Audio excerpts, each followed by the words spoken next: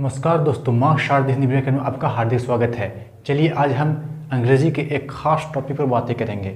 वो है अगाउ versus before. ठीक है, दोनों का हिंदी में सेम मीनिंग होता है। ठीक है, क्या होता है? पहले। ठीक है, पहले।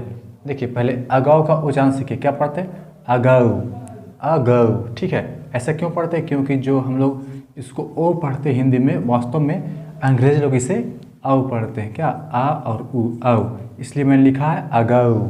ठीक है, तो चलिए इसका यूज देख लेते हैं कहाँ होता है। सो पहला यूज देखिए, it is used for past time before now. ठीक है, पास्ट टाइम। ठीक है, अतीत काल के इसका प्रयोग होता है। बिफोर नाउ मतलब अभी से, जो प्रेजेंट टाइम से जुड़ा हुआ हो। ठीक है, दूसरा it is used in simple past tense. ठीक है, इसका प्रयोग आपको देखने को मिलेगा सिंपल पास्ट टेंस में। ठीक है, जैसे देखिए एग्जाम्पल देखिए, the train left a few minutes ago.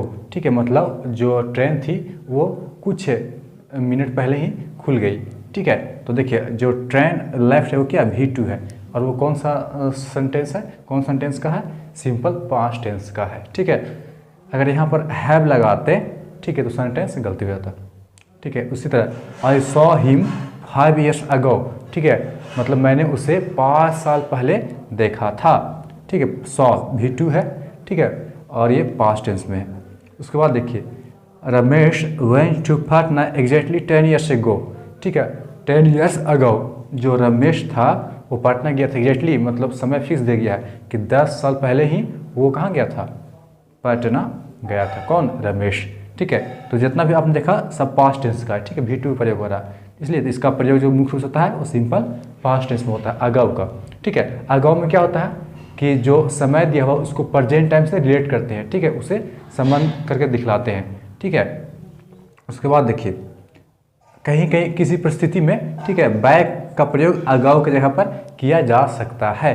जैसे एग्जाम्पल दिया है मैंने, I met him 2 years back. मैं उससे 2 साल पहले मिला था। ठीक है, यहाँ पर अब बैक का प्रयोग कर सकते हैं या फिर अगाउ का भी कर सकते हैं, दोनों सही है। ठीक है, जहाँ जहाँ पर अगाउ का प्रयोग हो सकता है वहाँ पर बैक का प्रयोग किया जा सकता है, लेकिन ज़्यादा बेहतर होगा क्या क्या का प्रयोग करें? ठीक है, अगाउ का प्रयोग करें। ठीक है, तो चलिए अगाउ के बारे में, ठीक है, जो खास पॉइंट है बता दिया। अब बिफोर को देख लेते हैं, उसके बाद फर्क थोड़ा सा एक बार और समझ लेंगे। ठीक है, लगातार वीडियो को देखते रहिए।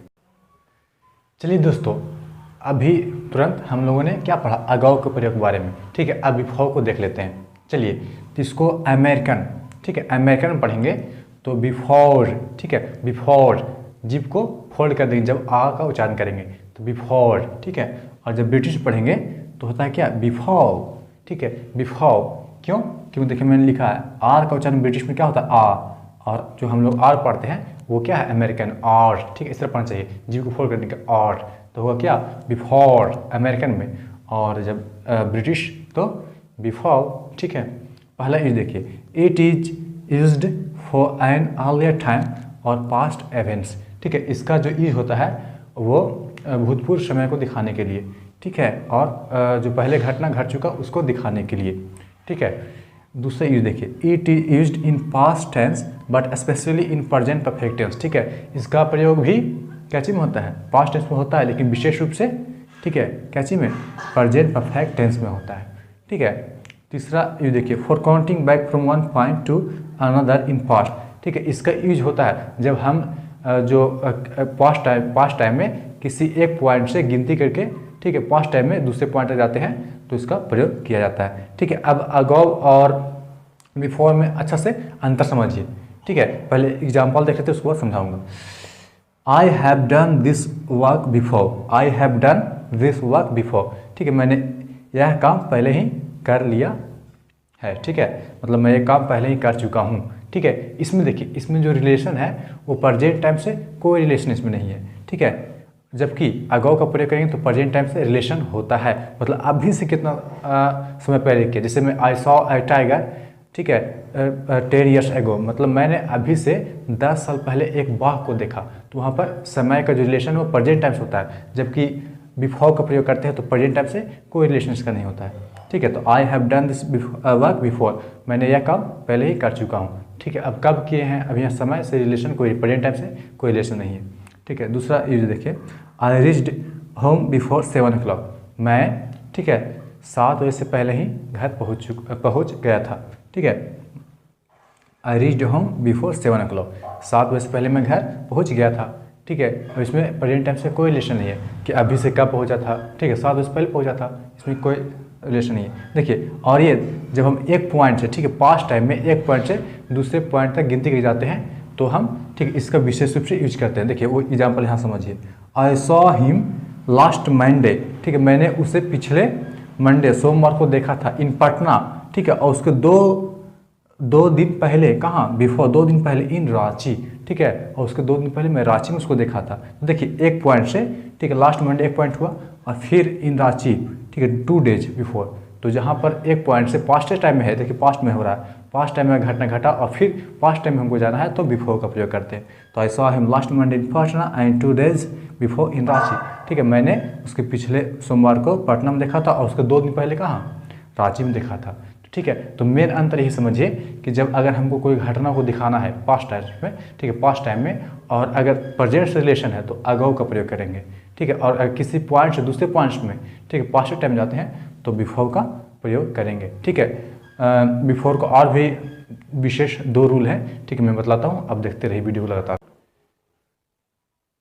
चलिए दोस्तों, अब हम बिफोर के 2 और विशेष रूल के बारे में बातें कर लेते हैं। ठीक है, तो पहला देखिए, बिफोर का प्रयोग इन फ्रंट ऑफ के जगह में होता है, उसके स्थान पर होता है। ठीक है, हिंदी में क्या अर्थ होता है, इन फ्रंट ऑफ, के सामने। तो बिफोर का फिर क्या होगा अर्थ, के सामने। जैसे ही स्टूड बिफोर मी, ठीक है, वो मेरे सामने खड़ा हो गया। ठीक है, बिफोर की जगह पर हम इन फ्रंट ऑफ का प्रयोग कर सकते हैं, ही स्टूड बिफोर मी। ठीक है, उसके बाद there is a big tree before my house. ठीक है, मेरे घर के सामने एक बड़ा पेड़ था, एक बड़ा वृक्ष, सॉरी था नहीं, है, क्योंकि इज है तो क्या है। ठीक है, मतलब मेरे घर के सामने एक बड़ा सा क्या है, पेड़ है।